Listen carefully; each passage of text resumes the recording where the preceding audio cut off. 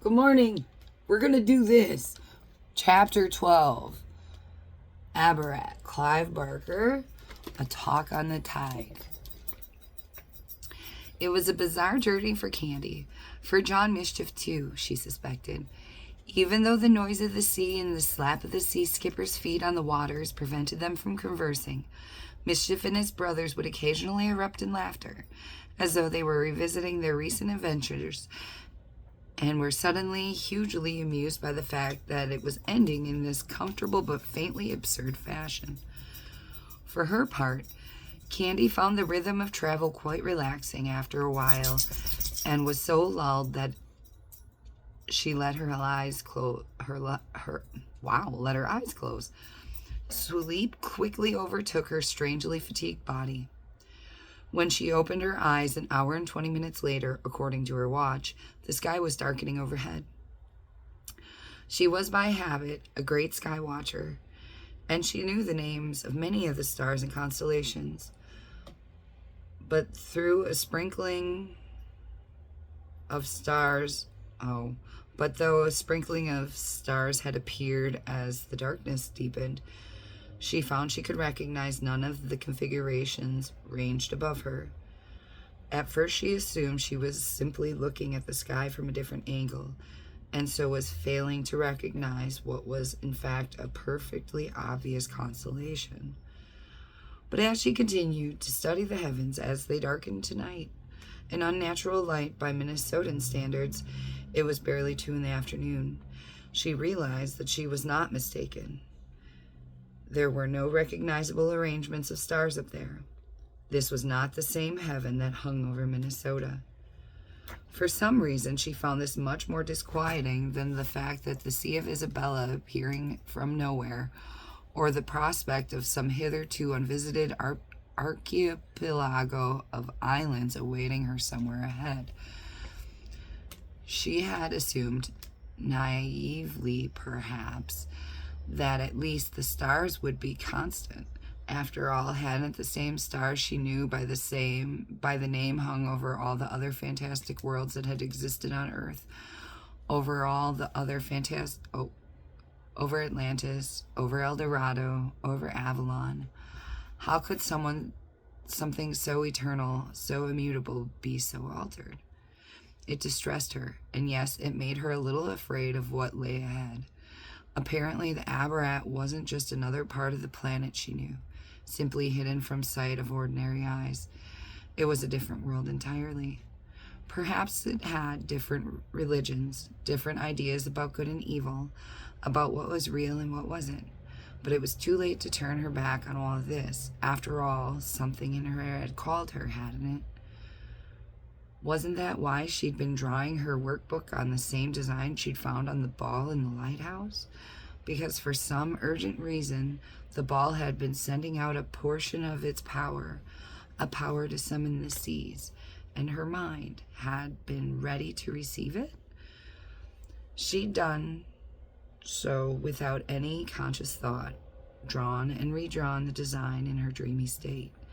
She'd even walked away from the principal's office without even giving what she was doing any deep thought, simply going where her feet and her instincts had led her. Though this all had looked accidental at the time, perhaps none of it was. Perhaps, as Tropella had said, Candy had business Perhaps Tropella had said Candy had business in the ABARAT. Was it possible? She was just a schoolgirl from Chickentown. What business could she have in a world she hadn't even seen? But then, was the idea any less likely than the fact that the sky over her head was now filled with stars from the heavens of another universe? Even the darkness between those stars, the darkness of space itself, was not like the space she saw it from her bedroom window. There were subtle colors pulsing from it, shades of the deepest purple and rich royal blue, moving like tides across the sky, ready to be swum or sailed. In the time that she had been turning all these wild ideas over, the Sea of Isabella had quieted down considerably. The waters were virtually flat now, and the step of the sea skipper more hushed because it was easier going. It was even possible for Candy and the Johns to chat normally as their bearers skipped side by side. "We're moving through the ring of darkness now," John Drowse explained. "That light you see ahead of us?" Candy had not seen any light before, but now it was pointed out. She saw a distinct paling of the sky close to the horizon. "The light at Ifrit, one of the unfettered islands," Sallow broke in to add.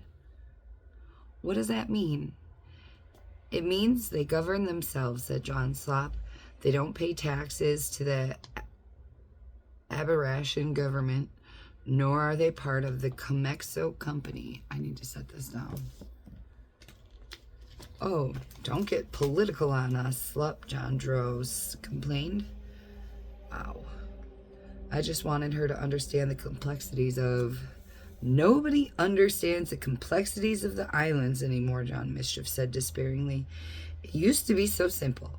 You had the islands of night and the islands of day." "And almost constant war," John Serpent interjected. "At least everybody knew where they stood.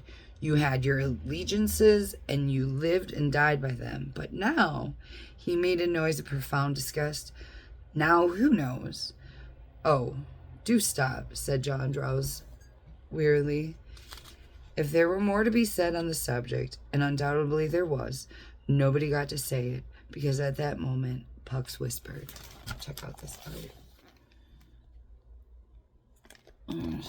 Right here, this one's cool too. I don't know why my camera quality is crap right now. Okay, so there's more to be said on the subject, and undoubtedly there was. Nobody got to say it, because at that moment, Pucks whispered, "Quiet, everyone." "What's the problem?" said Serpent. "Look up." Everybody turned their gazes skyward. There were dark forms like those of huge birds with bodies of men circling around, blotting out the stars. "Glitter," said Dodo. "They won't touch us," Sallow opined. "Maybe not," said Pucks. "But if they see us, they can report us to Inflixa Gruskin. We're in her waters." Candy didn't ask for details on Inflixa Gruskin. The name was descriptive enough. "Are you going under the Gilholly Bridge?" Mischief whispered. "It's the quickest way," said Tropella, "and we're all getting tired. Trust us. We know what we're doing." Mischief dully fell silent. By degrees, the travelers approached the bridge in question, which spanned perhaps half a mile's width of glacial water between two islands. On one side, the light was still embryonic, barely delineating the shapes off the cliffs and the immense buildings that were perched on top of them. On the other side, the light was noticeably brighter. Candy could see a temple of some kind, or perhaps the ruins of a temple, and beside it a row of pillars. One of the creatures Pucks had referred to as litters swooped down and skimmed the shining water. Its lower jaw cutting through the reflection of the starlit heavens. Candy caught only a glimpse of its dived, skimmed, and Candy only caught a glimpse as it dived, skimmed, and rose again. It was an odd-looking beast, a cross between a bat and a human being. Though it had failed to see the sea skippers and their passengers, the Vlitter did see something edible. It scooped up a fish the size of a baby, which let out a furious dog-like yelping as it was taken, and continued to yelp until the Vlitter consumed it, mercifully somewhere too high up to be seen. Check this creature out. It's a Vlitter.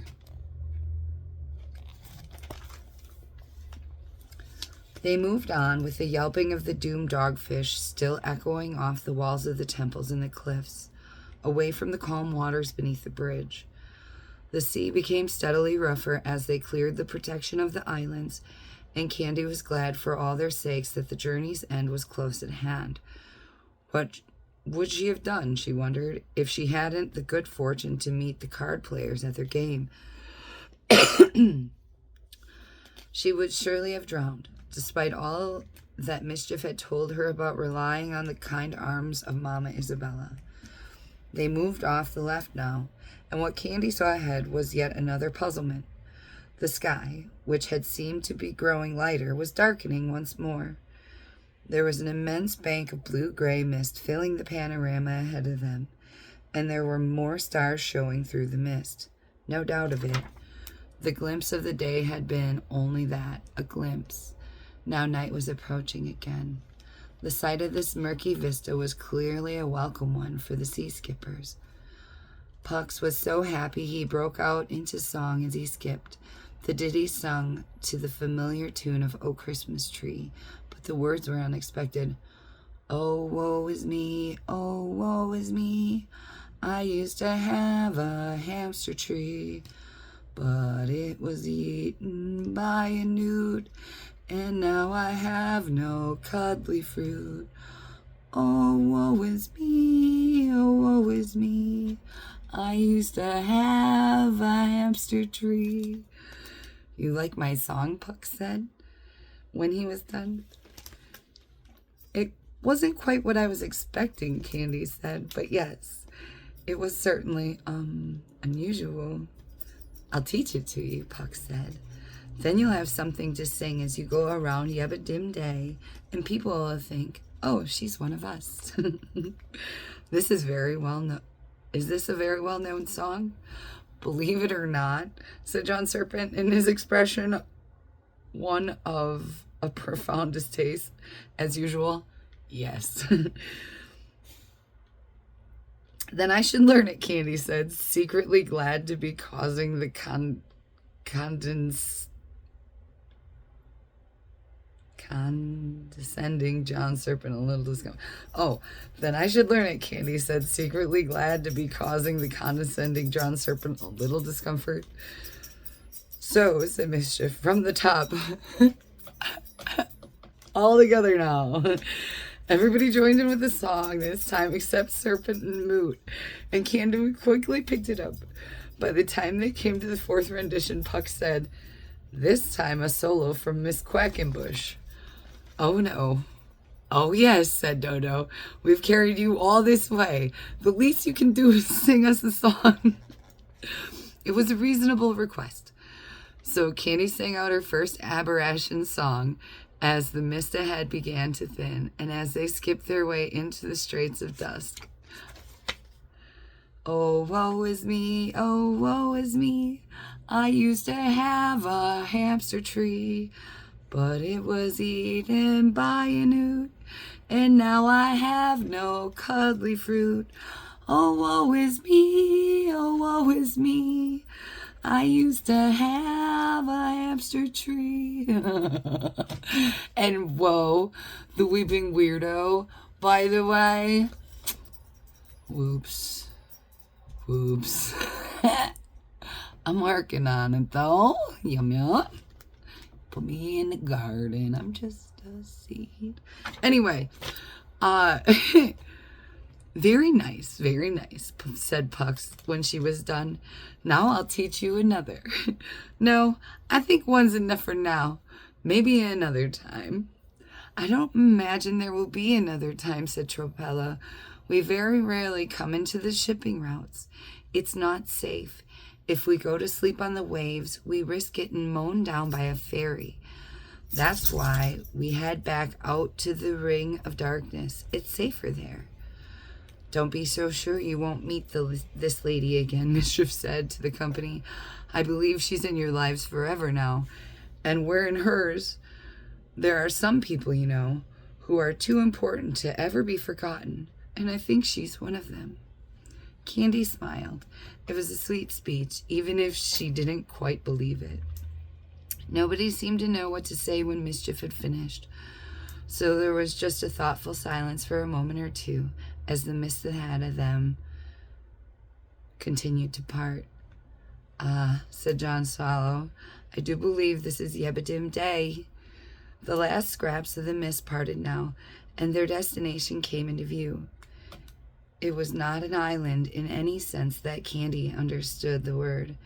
It seemed to be a huge stone and metal head, with towers built on top of its cranium, all filled with pinprick windows, from which beams of light emerged to pierce the mist. "Set your watch to 8, Mischief said to Candy. "I don't understand," said Candy. "One minute it looks like it's dawn, the next it's night, and now you're saying to set my watch to 8 o'clock? "That's because now we're in the Straits of Dusk," said John Sallows, as though the matter were simply itself. "It's always 8 in the evening here." Candy looked well and truly confused. "Don't worry," said Dodo. "Eventually you'll get the knack of it. For now, just go with the flow. It's easier that way." While Candy set her watch to 8 o'clock, the sea skippers brought them around the front of the immense head of the Yebba Dim Day. A steep staircase ran like a vein up the side of the place, and more light poured from a host of windows and doors. There was a great riotous commotion coming out of the head, the din of voices shouting and singing and crying and laughing, all echoing across the water. "So, ladies," said Dodo, "here we are." The sea skippers brought them to a tiny harbor in a nook where the Titan's chest met his arms. There were a number of small red boats in the harbor, many of which were in the process of entering or leaving, and a sizable crowd on the quayside. The entrance of the 4 sea skippers, along with their passengers, caused a good deal of confusion and comment.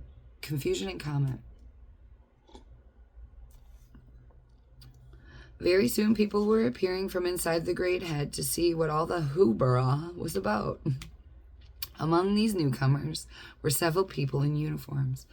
"Police," said John Sallow sharply. My brain needs something. The word was echoed among his brothers. "Police! Police! Police!" Mischief turned to Candy and swiftly caught hold of her arm. "So quickly," he said. "What do you mean?" "I have to go so quickly." "Because of the police?" "Keep your voice down," said John Serpent, his usual charmless self. "Hush," Mischief said to him. "Don't you ever talk to my lady that way again." "Your lady," Serpent snorted, as though these final snatched moments he wanted to express his contempt for Mischief's respectful handling of Candy. But there was no time, not for Serpent, nor for Mischief, not for Candy, to say more than hurried goodbye. The police were coming down the dock, parting the crowd as they advanced. Candy doubted that they recognized the criminals yet, though Mischief's antlers had made him exceptionally easy to spot. There's a picture of Mischief. Do you see? Red antlers right there. That's the 8 brothers. Okay.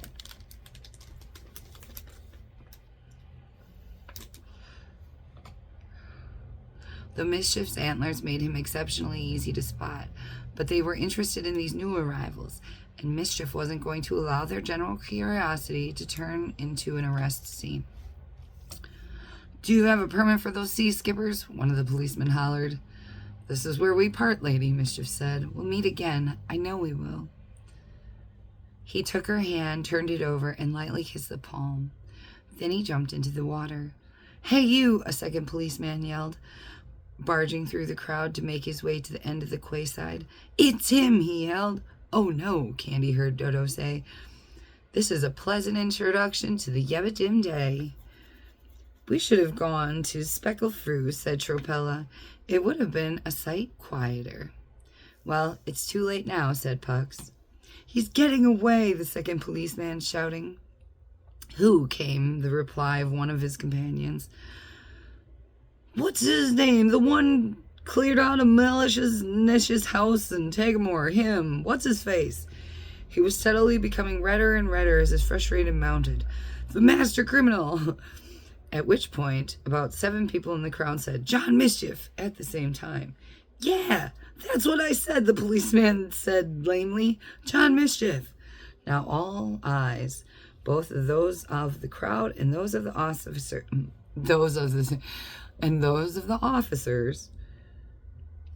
fixed on the patch of turbulent water where John Mischief had last been seen. One of the policemen, a huge blue-skinned man with a square-cut orange beard, now attempted to commandeer one of the faster-looking boats in the little harbor, apparently intending to give chase in it.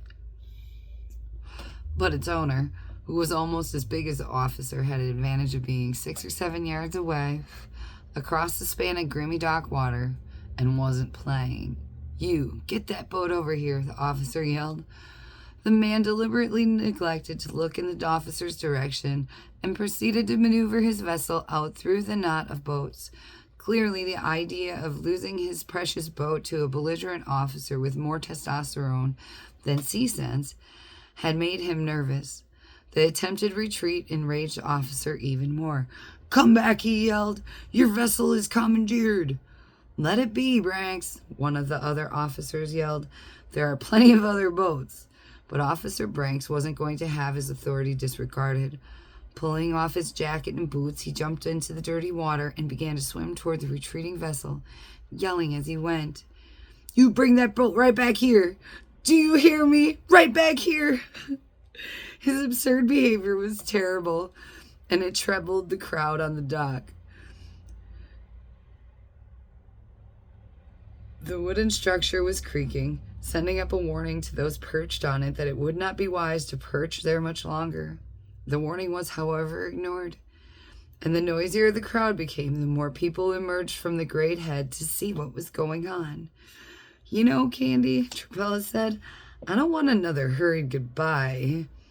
But if I'm going to go without being noticed, this would be the smart time to do it. Don't you agree?" "Absolutely," Candy said. Everybody's attention was on the swimming policeman, who had managed to reach the escape in the boat and half hauled himself on board, where, despite cries from his fellow officers that he should desist, he proceeded to harangue the boat owner, who promptly hit the policeman with an oar.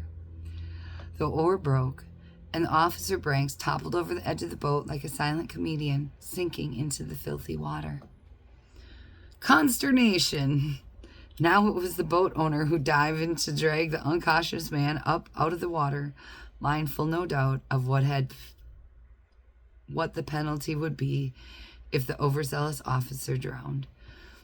The rousing had shocked policeman Brox out of his unconscious state, however, and as soon as he surfaced, the altercation began afresh. The two men struggled and flailed in the water for a while, during which time Candy had exchanged very briefest of farewells with the sea skippers, slipped away through the crowd toward the door of Yebadim Day. As she went, she glanced over her shoulder, so as to have one last glimpse of her friends to fix on her head, just in case Mischief was overly optimistic in his beliefs and none of them ever met again. But Mischief had long gone, and all four skippers had already leapt into the water and dived down under the boats so as to escape the harbor undetected. Candy experienced a sullen, acute sense of loss. She felt utterly and painfully alone. Without John Mischief, how would she get by in this strange world? It wasn't that she felt the need to turn around and go home. There was nothing for her back in Chicken Town, or at least nothing that she wanted. She hated her father, and her mother, well, she just made her feel empty. No, there was nothing for her there. But coming here, entering this strange new world, was like being born again. A new life, under new stars. So it was with a curious mingling of anticipation and heavy heart that she pressed against the flow of the crowd and eventually brought herself through the doors and into the city that stood on the streets of dusk. And that concludes chapter 12. Thanks for listening. Have the best day. Whoop whoop.